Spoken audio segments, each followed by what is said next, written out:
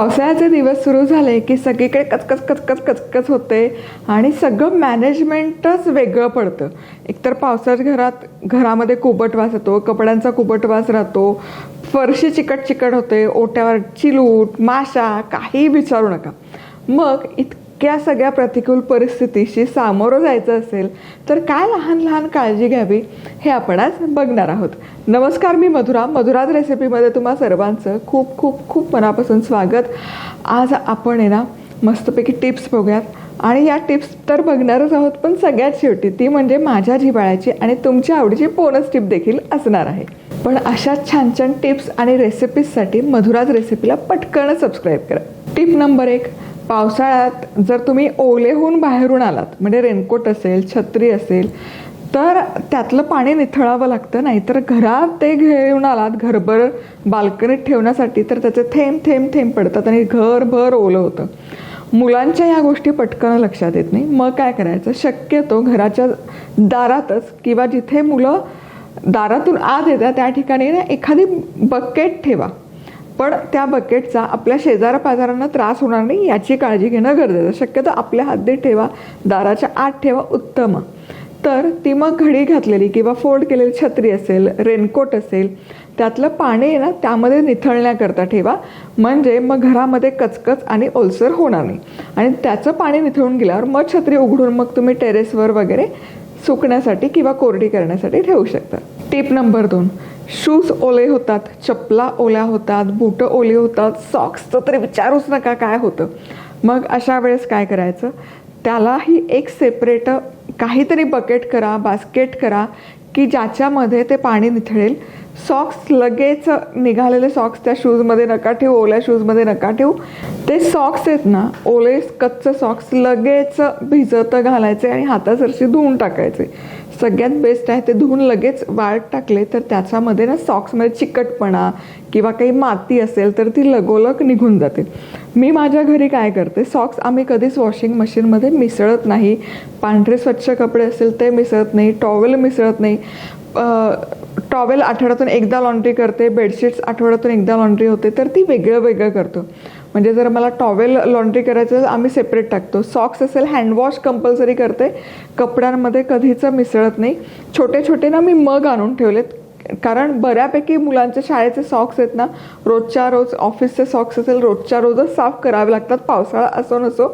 मग छोटे मग ठेवलेत.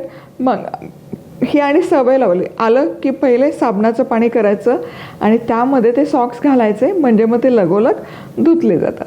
आता पावसाळ्यात काय होतं ना, थोडा थोडा कोबट वास यायला सुरुवात होते घरामध्ये आणि त्यातल्या त्यात ओल असेल ना घरात तर तो वास जास्त उग्र येतो. मग ते टाळण्यासाठी किंवा तो वास येऊ नये म्हणून काय करायचं, स्टीलची वाट्या घ्यायच्या छोट्या छोट्या छोट्या, त्यामध्ये भीमसेनी कापूर आणि लवंगा घालायच्या. शक्य असेल तर एखादी लिंबाची फोडही ठेवा. पण याच्यामुळे काय होतं, आणि या वाट्या कोपऱ्यामध्ये ठेवा घराच्या. या वासामुळे एकतर दुर्गंधी आहे ती त्या कापूरमध्ये छान शोषली जाते आणि घर जरा टवटवीत आणि फ्रेश राहायला मदत होते. आता हा भीमसेनी कापूर खरेदी करणं शक्य नसेल, अवेलेबल नसेल, सगळ्यात सोपी ट्रिक तुम्हाला सांगते. खायचा सोडा तर असतो सगळ्यांच्या घरी. खायचा सोडा चमचाभर वाट्यांमध्ये भरा आणि तो घरातल्या कोपऱ्यामध्ये ठेवा. जी काही दुर्गंधी असेल ती ॲब्झॉर्ब करायचं काम खायचा सोडा करतं. आता पावसाळी वातावरणात काय होतं ना, हवा दमट होते. तुम्ही अगदी इस्त्री केलेले कपडे जरी कपाटामध्ये ठेवले तरी दमट हवेमुळे त्यामध्ये हलकासा ओलसरपणा टिपला जातो. आता ते टाळण्यासाठी काय करायचं, आपलं वर्तमानपत्र असतो, तो शिळं झालेलं वर्तमानपत्र असेल जुन्या तारखेचं, ते घ्यायचे आणि ते वर्तमानपत्र सरळ कपड्यांच्या खाली लावून घ्यायचे. याच्यामुळे काय होतं, हवेतला दमटपणा आहे तो वर्तमानपत्रामध्ये शोषला जातो आणि आपले कपडे आहेत ते ताजेतवाने राहायला मदत होते. आता हे तर झालं आपल्या रोजच्या वापरांच्या कपड्यातलं. पण साड्या आहेत ज्या आपण वर्षानुवर्ष काढत नाही, कोट्स आहेत, सूट्स आहेत.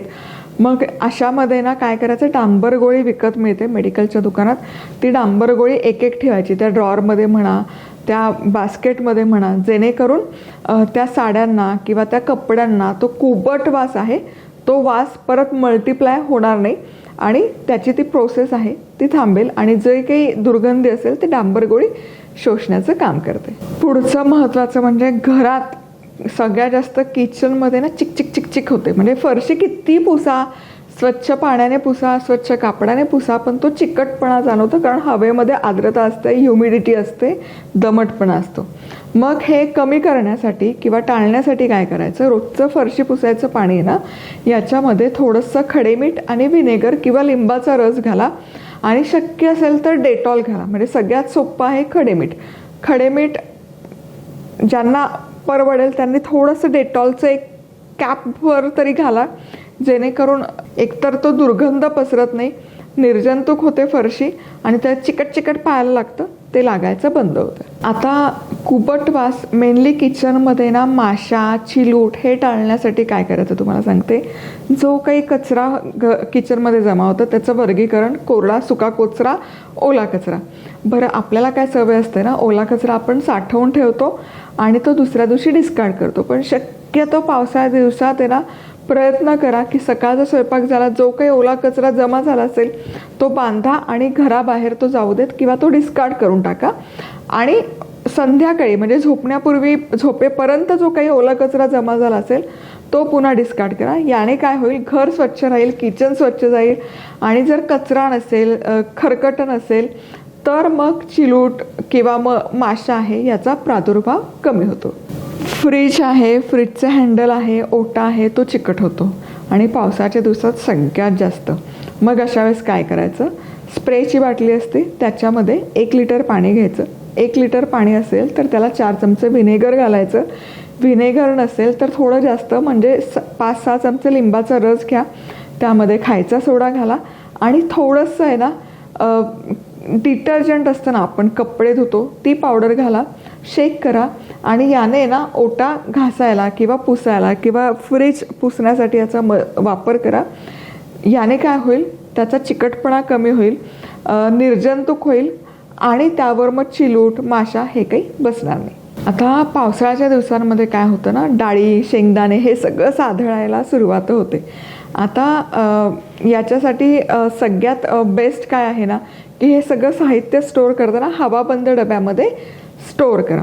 बिस्किट्स असतील किंवा वेफर्स असतील, हे काढलं पाकिट की लगोलग ते ना त्यामध्ये थोडी हवा भरा, रबर लावा आणि एअरटाईट करून ठेवा आणि ते पुरचुंडी ती डब्यात भरा, म्हणजे त्यामध्ये ओलसरपणा जाणार नाही आणि मग ते पदार्थ मऊ होणार नाही. आता काय होतं, साखरेला पाणी सुटतं, मिठाला पाणी सुटतं. तर साखरेला पाणी सुटतं तर साखरेमध्ये ना थोडं तमालपत्र घाला आणि थोडे एखादा दालचिनीचा तुकडा घाला, त्यातला ओलसरपणा पूर्ण शोषला जातो. मीठ आहे, मिठामध्ये थोडे तांदूळाचे दाणे घाला, ते नसेल शक्य कारण तांदूळ पांढरं पांढरं मिसळलं जातं. दुसरा सगळ्यात बेस्ट पर्याय आहे लवंग घाला, कारण लवंग पांढऱ्या मिठामध्ये उठून दिसते आणि लवंग ओलसरपणा शोषून घेते.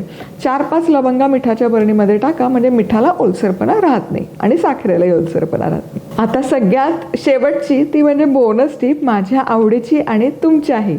तर ती म्हणजे सगळ्यात बेस्ट क्वालिटी तुम्हाला सांगते, मनापासून सांगते. आपण आहे ना फार निर्विकारपणे सगळ्यांचं करतो, आवडतं, आवड म्हणून पण करतो, पण कधी कधी ना हे डोईजड होऊन जातं. त्यामुळे नाही म्हणायला शिका आणि नाही म्हणल्याचा गिल्ट मानून घेऊ नका. जर एखाद्याने तुम्हाला कुठली गोष्ट आग्रह केला की हे मला करून दे आणि त्यासाठी ते करण्याकरता खरंच तुमच्याकडे वेळ नसेल, तितकी सवड नसेल, तर अगदी प्रेमळ शब्दाने किंवा समजून घेऊन नाही म्हणा. नाही म्हणण्यात कुठलाच गिल्ट नाही आहे. पावसाळी वातावरण आहे, एखाद दिवस झोपावंसं वाटतं, गोधडी घेऊन मस्त ताणून द्यावीशी वाटते. मग अशा वेळेस डबा करणं शक्य नाही होत.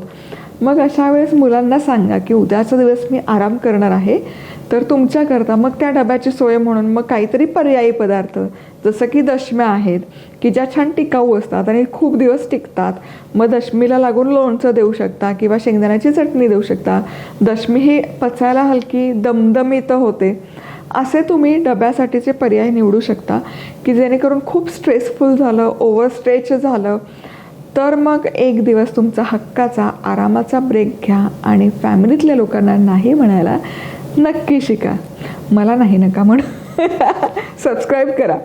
चला तर मग पुन्हा भेटूयात अशा छान छान टिप्ससोबत. तोवर मस्त राहा, खुश राहा, आनंदी राहा, सगळ्यात महत्त्वाचं खात राहा.